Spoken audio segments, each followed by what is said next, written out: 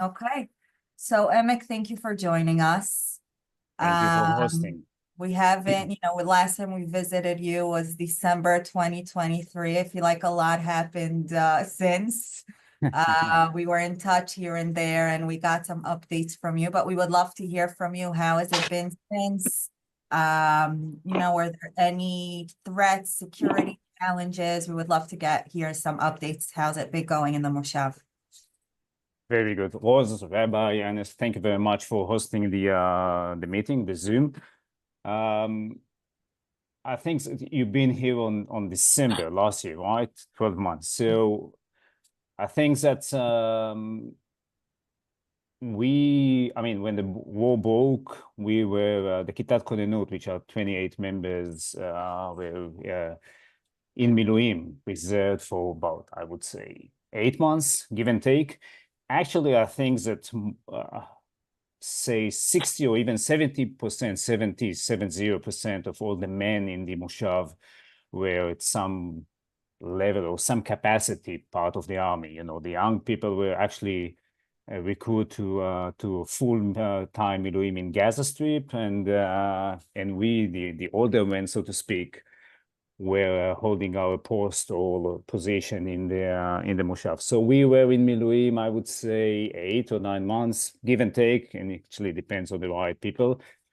And at that time, we, on one hand, we, the Moshav, felt a bit more secured because there were Miluim, 28 people like me, patrolling with the gun, helmet, all the 9 yards of all the equipment in the Moshav, 24/7 around the clock. So to some extent, the members of the Moshav felt a bit more secured, I would say.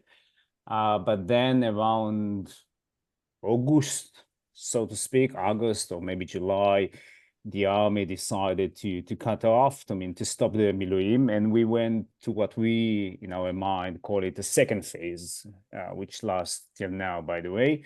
And in the last, say, 5-6 months, we were in between, which means that we didn't get any support for the army. I mean, the army fight in 7, fronts, right? So they're really stretched out.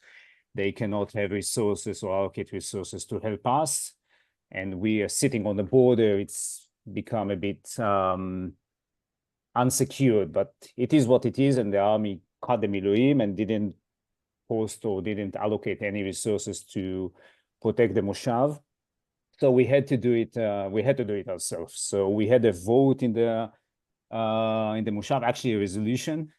People needed to raise their hand to set so the member of the Moshav will actually guard the Moshav 24/7, voluntarily, which puts a lot of burden on the Kitat Konenut because the resolution said it's, one person which is not armed and another person which is armed. So we have only 28, maybe 35 people. So in the last couple of months, we just overnight, we did patrolling in the Moshav, where the threats coming from the terrorists or from the Arab territory was not diminished. We didn't feel that it's going down. On the contrary, so to speak. So we actually felt that the heat is gathering or becoming more and more, because when the army pulled back with the Miluim or reserve of the Moshav, and the army itself pulled back because they needed to, fight in Gaza Strip and Lebanon, it left us, the ones that need to protect the Moshav. And from the Arabs' point of view, we see them reaching to the fence. And this is the videos that I want to show you in a second. But fortunately, we bought the camera from your donation. Thank you very much again. Your support makes a difference because we could. Fred, can you mute your sound? Okay. Thank you, Fred. So we deployed 3 cameras that we bought in the Moshav. We bought from your contribution, which actually covered, I would say, 180-degree to the south, which is the Arab territories, and to the right and to the left. And it allows us to actually see what's going on. So instead of patrolling and putting our life on the risk because we actually need to be on the fence. Wait for what? I said, wait 3 days. That's terrible. Whoever's joining in, Yes, sorry, I'm not the host, so I can't press to mute people, but Emmett, you Wow. said, It's celebrating. Sandy, mute your. any, Sandy, No, mute. I Okay. don't want to mute people. It's non-polite, so people need to mute on themselves. Zoom it is, on Zoom it's No, okay. it's even for Israel, I'm not going to force a mute. So we deploy the 3 cameras that we bought through your donations, and we cover I would say 180 degree, not mostly to the Arab territory and right to the left, which allows us to better protect the Moshav and see what's going on. But the matter of the fact that in the last couple of months, because the army was withdrawn, the Arab or the terrorists started to reach the fence, and they started by sending kids, 12 years old, 13 years old, just reaching into the fence, throwing stones, and in one case even a Molotov battle. And they usually do it at night, and in the last couple of months is actually starting to shoot at the Moshav. There is a line of sight, so either some points where in the other side, if you put terrorists with a gun, they can have a line of sight and they can fire. They can fire to the Moshav, which is disturbing to say the least. We have a few times that we need to call to duty, so to speak, in the middle of the night because they fired at the Moshav. The army twice in the last couple of months made an, I don't know how to say it in English, ambush, I would say. So they had some people or some soldiers walking into the red zone, into the terrorist authority, and trying to catch these terrorist guys in actions, but it was not successful. And this is where we stand right now. It's really, I think right now we are entering, at least this is what we believe, to the 3rd phase, which is the army. I mean, if the war in Gaza to some extent is winding down, I would say. The war in Lebanon, as I know. So the most relevant or the most hitting territory is Yehuda Shomron, or the West Bank, and it becomes a pretty stressful. Every week they shooting at us. It's people becoming used to the shootings and the bombing, which is a crazy.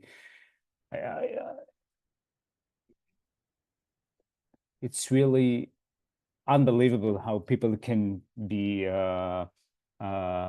immune for that. But from our perspective, from the Kitat Kodenot perspective, which we need to guard the Moshav, it's a stressful time. I want to show you a small or short video clip, which we took advantage of the cameras that you contributed, and one time that they actually shoot at us, we managed to record it. So. Can I show a video here, or Yeah, you'll you're on your computer, right? You're on a computer, so you just do share screen, go to, hold on, you see the share screen? So what I'm going to show you is a small or short video clip. That what you see is the 2 cars that is recorded. I'll stop it for a second. So it was in the middle of the night. 2 cars were approaching the fence around 300 or 400 meters of the fence. So there is a very specific spot where you have a line of sight to the first line of houses in the Moshav. They reaching into the fence, they shooting at us, 1 magazine, even 2 magazines, and run away. So we were able to catch them.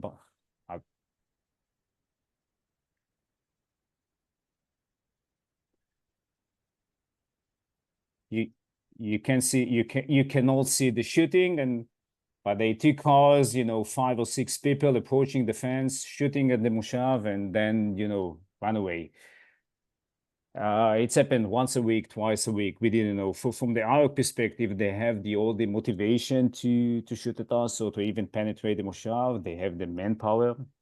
Sorry, Unless how close was that? How close were they to the fence? 300 meter, 300 meter, and then 150 yards. No, 600 yards.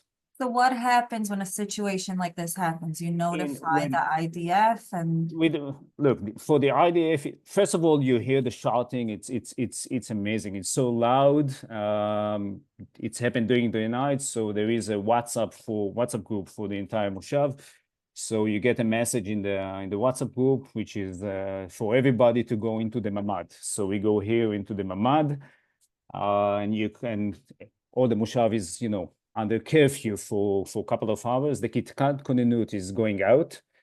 So we have the group for the Kitat Konenut. Everybody, wear the helmet, take the rifle, the vest, and we're going out, and we start patrolling to see that no one was armed, but most importantly, that they actually didn't penetrate to the Moshav. So they can do one event of shooting on the right-hand side, but going into the Moshav on the left-hand side. So it can be like a camouflage or so we Situation spent like that, when you have the Moshav in the Mamat and you have the Kitot Konenut, do you add extra members? How many people you send out who are armed? no, we don't have extra members. So we have 28. Send 2 people out? No, we have 28 people in the Kitat Konut. At any given time at night, I would say we have like 22 to 24. There are 4 people that's constantly, not the same 4 people, but 4 people which are not here, travel business, whatever. So if it happened at night, we have around 24 people which are geared and armed like myself, that's going out, and every person know where to go. So these 2 persons go to here and the other person go to there, and we have the protocol of what to do. Okay, but we are not trained enough to carry it out. And to the army, it takes around 1 hour to join us. And at this 1 hour, we are alone. And this is only in the case that there is one terrorist group that's shooting at the Moshav. God forbid if they're going to be a mass event, multiple penetration through the borders, the army tell us that we need to be between 24 to 48 hours to stand our post alone. I don't know how to do it. I really don't. We are not soldiers anymore. We are, John Doe, the right, just Emek, which is, I fight, 30 years ago, and I need to hold my post for 24, 48 hours with my family. But I need to do it because I need to protect my family and I need to protect Eretz Israel. It's that simple. It's so simple. It hurts how much it's basics, but we are protecting our family and we are protecting the Moshav, and this is it.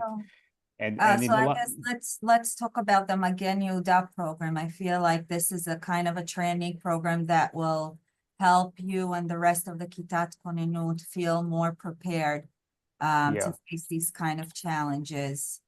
So what are your thoughts on that? Because we started the fundraiser. We want to help the Moshav. We would love to hear some insight from you on this training program. So we met, this is a group of people that to some extent do it voluntarily, and they decided their mission is to train the Kitot Konenut to be on the right level. What is right, it depends on the specific Kitat Konenut, but the vision, it's a right vision, is to have that the Kitat Konenut will be the first line of defense, and we need to protect their property, location, village for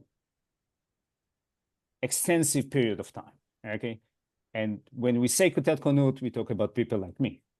Okay, so my days of being in the past gone. So we need to bring the Kitat Konenut member to the right level or to the right grade. it's not going to be a military grade. It's not going to be like 22 years old, which is in the, I don't know, Sayeret Golani. It's not going to be like that. But right now, we are not in the levels that I want the Kitat Konut or the member of the Kitat Konut to be. And this guy is going to train us through two different protocol scenarios. The first one is simply to know how to work efficiently and protect the Moshav within the Moshav. So most of the training going to be in the Moshav, where we going to train again this scenario or that scenario, and to know how to patrol within the Moshav, how to clear the Moshav, right? If we have a situation, God forbid, and if actually the terrorists penetrate into the Moshav, how to confine the event or to confine it and say, okay, we hold the post. This is where the terrorists start, and we're waiting for the army to join us. So the first level of training going to be in the Moshav, how we operate, what the protocol, and also since during the days, not all the people are actually in the Moshav, so each person in the Kitat Konut need to know how to work in multiple scenarios and in multiple positions, which makes it even a bit more difficult or challenge. And the second one is actually to use live emission and in different scenario, and that's not going to be in the Moshav itself. So there are special facilities that train people to write in to fire live, right, in different scenarios. So this is the second one. But basically, if I'm zooming out from the details right now, the 28 members are extremely committed. I mean, this is our home, so we are extremely committed, but we are not trained enough. We are just regular people that has to fight for our security ובשביל ארץ ישראל. So we have to bring the Kitat Konut, the members of Kitat Konut, to the right level, to the bare minimum. We are even not right now with the bare minimum, but we had in the last, not in the last, 3 weeks ago, we had a final exercise or final training for 2024 with the army. And it wasn't that good. It wasn't that good because we didn't perform as I want us to perform. No one to blame. It is what it is. People are not doing exercises every day, and they have their job, and they need to take care of their family. But we need at least once a month to do a proper training with the proper guidance and the proper protocol and the systems that will take us that hopefully by the end of 2025 or even before that will be at the levels that we feel comfortable with. So we build a plan with the Magen Yehuda. We build a plan that are suitable for us. So they've been in the Moshav a couple of times. We met them in one of their training just to see how it goes and to get a feeling. And we build a plan that is specific for us, for our age, for our past experience, and for the fact that we are so close to the border. And we really need to hit the green button and to start the exercise. Otherwise, I mean, there is no otherwise. We simply have to do it. How much is that, the training? Yeah, it is the training. Yeah, so it's how sorry? much the cost for the training? The entire cost of the training is 100,000 shekels. I don't know, $30,000, give and take. Right. This is the entire program. It's for 12 exercises. Each exercises will last between 4 to 6 hours. Depends. Most of the exercises, I would say around 7 or even 8 will be in the Moshav itself, because this is where we need to operate. The other 4 will be a specific or special location where we can train in a live environment, to shoot live. So I have a few more questions. We came to visit you, and we were late because of traffic, and it was dark, and we were in the area near the fence, and I was not at all comfortable being there. And I let that be known. It's not a comfortable situation. It's not an easy situation. And obviously something has to be done to make you, to make sure that you and your Kitat Kodinot are as prepared as possible. I'm just wondering, at that time, the cameras that you have, does the IDF have any access to the stream on them? Is anyone else watching besides Moshav? Right now, we're trying to feed the inbound, right, information that we get to the camera to the IDF. You won't believe the level of bureaucracy, that bureaucratia that we have to go through. Just we offer. I mean, we have a feed of 3 cameras during the day and during the night. Take advantage, exploit the information, put it into your systems. Take it. They don't take it. I don't get it. I don't get it. Look, they are good people. They are my people. I mean, these people like me, I don't know. It's the system. It's something. It's crazy. It's absolutely crazy. And they're also spread thin. The field was very open. Can anything else be done? Who owns the field, or can anything else be done to put any other like light sensors or walls or fences, electric fences, or can the field be can you reinforce your protection around the field at all?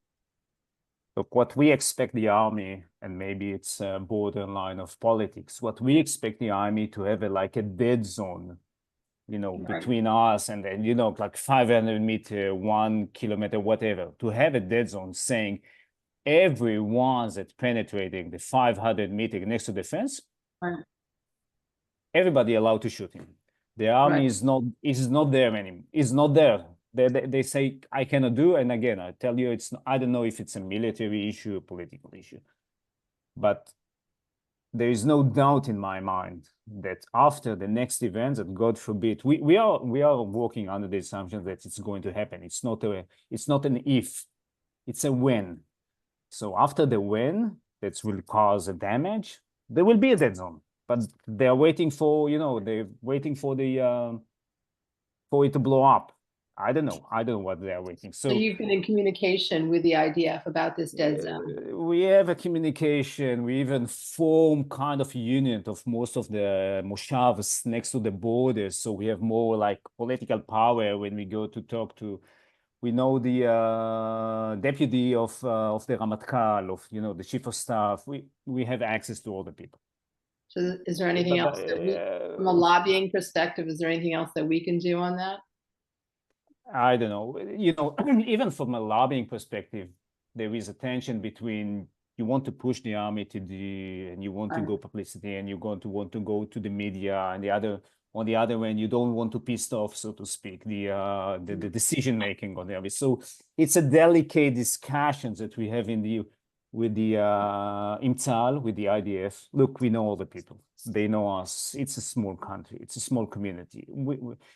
It's not a matter of the access to the right people. It's a matter, I even don't understand if it's a matter of willing, or it's a matter of a large system that if they enforce, or if they implement a dead zone, and they should, next to our village, they need to do it all across the border. So, right. Have you been in contact with other Moshavim in your area?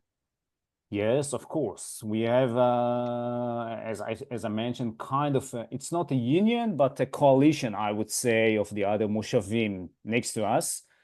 And we're working as a group. So, you know, myself from the Kitat Konenut, the other member, Ido from the other Kitat Konenut, and we going to the army together, and even we go to the Knesset together, and we try to lobby the situation, but so right now, if you find terrorists approaching, you don't have the full authority to shoot them? You say it mildly, I would say. We are restricted not to shoot. We are abandoned not to shoot. It's not like we have the freedom and we say, okay, he's reaching the fence. You think that he is posing a threat, so you can shoot. No. Right now, the law is very clear. We are not allowed to shoot. Period. We had dinner the other night with someone who's in a special force that they created, who does for people who do Miluim from elite forces who are over the age of 38. and they have like Duke Davin and I don't know, Golani Yeah. and whatever they are. And they said that the army has loosened up a lot, giving them a lot more leeway to deal with people who throw rocks and Molotov cocktails and everything So for else. soldiers more, not as much for Kitat Konenut. I got it. Thank Like you. they're stricter with Yeah, them. But they exactly. you're allowed to לירות באוויר, no, like scare Look, them away. most of my men here in the Kitat Konut are, you know, like Navy SEALs in the past, and the Commando and the Sayeret. You know, these are Melech Haaretz, Right. the best of the best. But we Right. not 22 years old. That's a fact. And B, Yeah.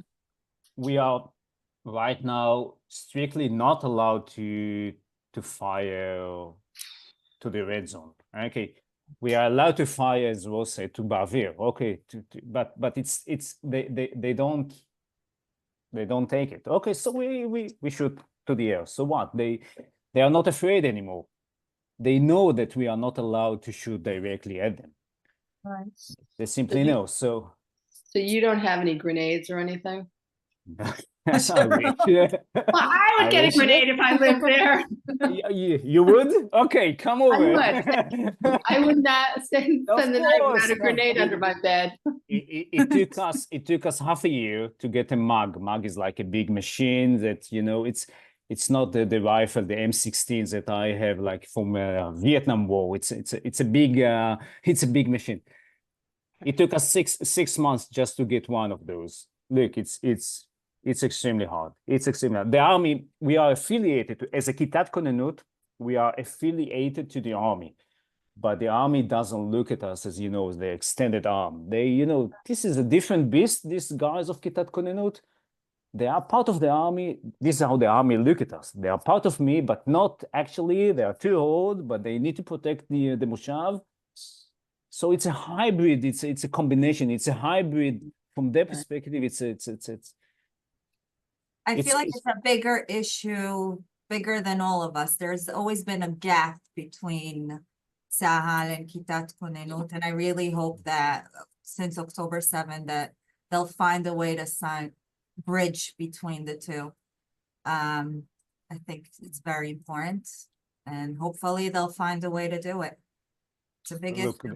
they may find a way or may not, but right now we cannot rely on whether or not they're going to find a way or not. We are, you know, we're working with the army. We appreciate the army, of course. You know, we've been in the army, right? The army is part of our life, but at the same time, I'm telling you loud and clear, at the same time, we do everything that's in our power to protect the Moshav in an event that will be a penetration, or, you know, someone will start shooting at the Moshav, because when that's going to happen, the army is not going to be here.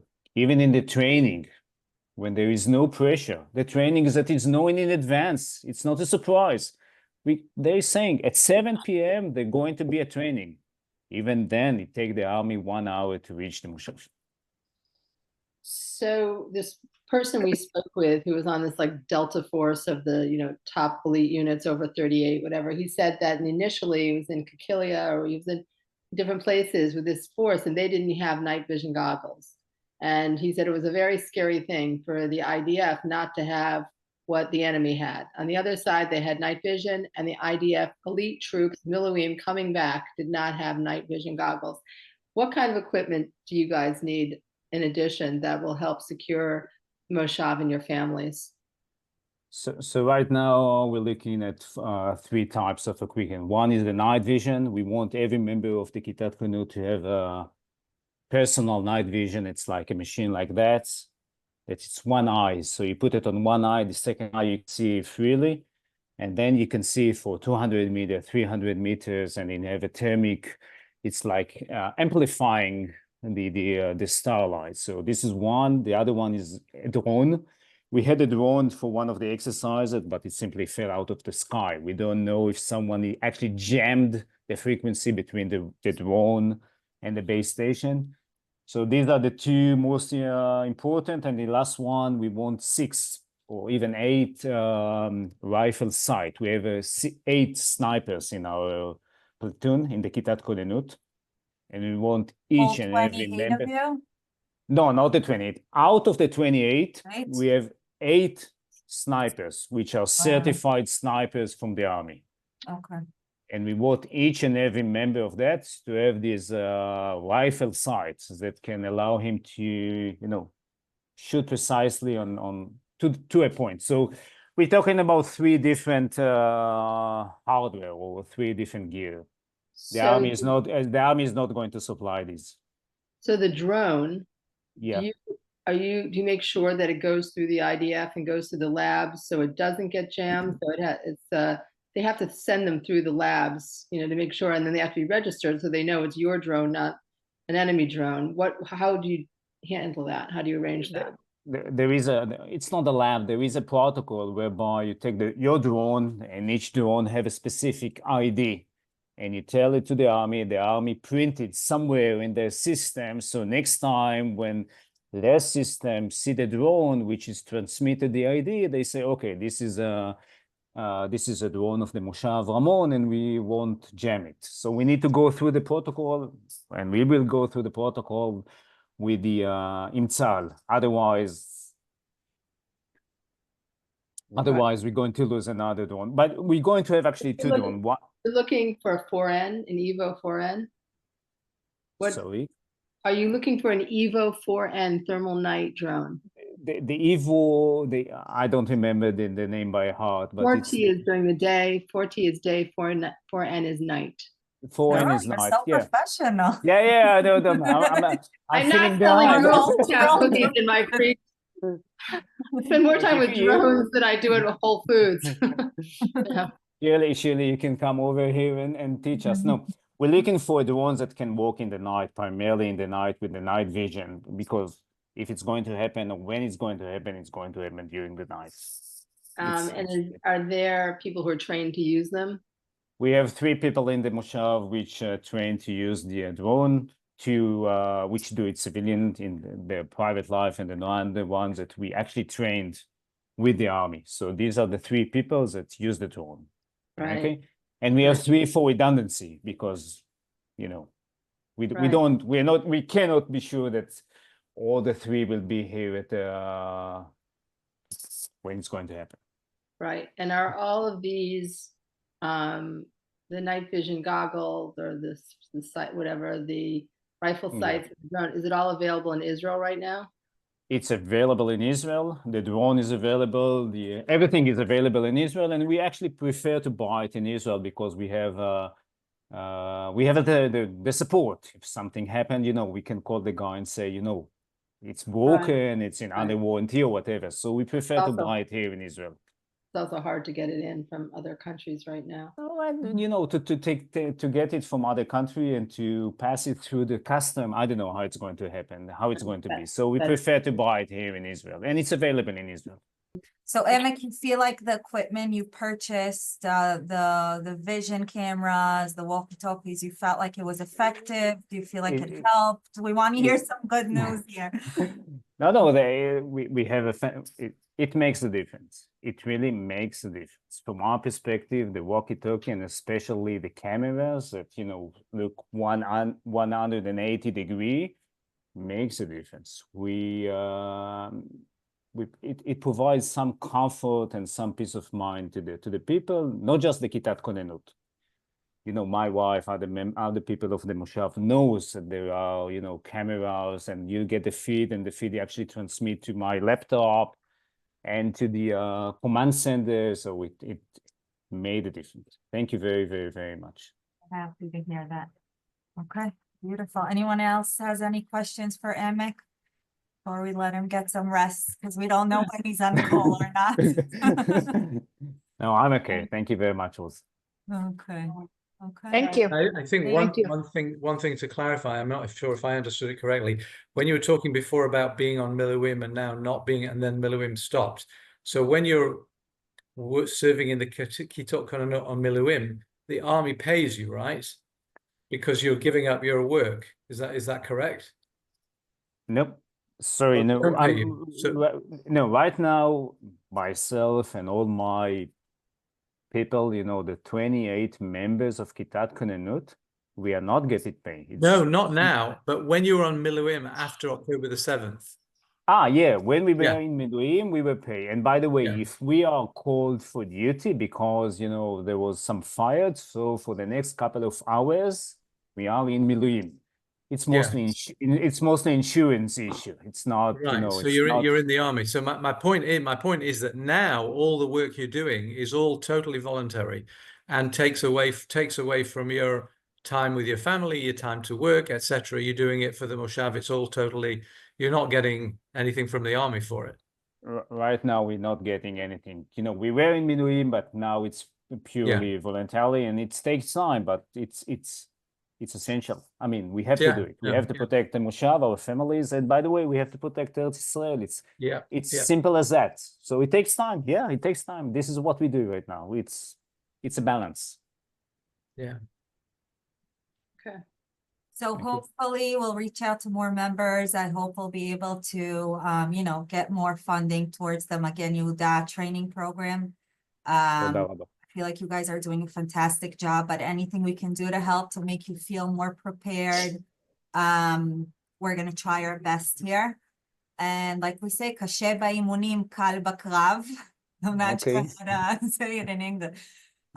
But training is very important. We know it. And I really hope we can get this done for you guys so we can keep protecting the Moshav and keep doing the amazing work that you're doing. You're all superheroes.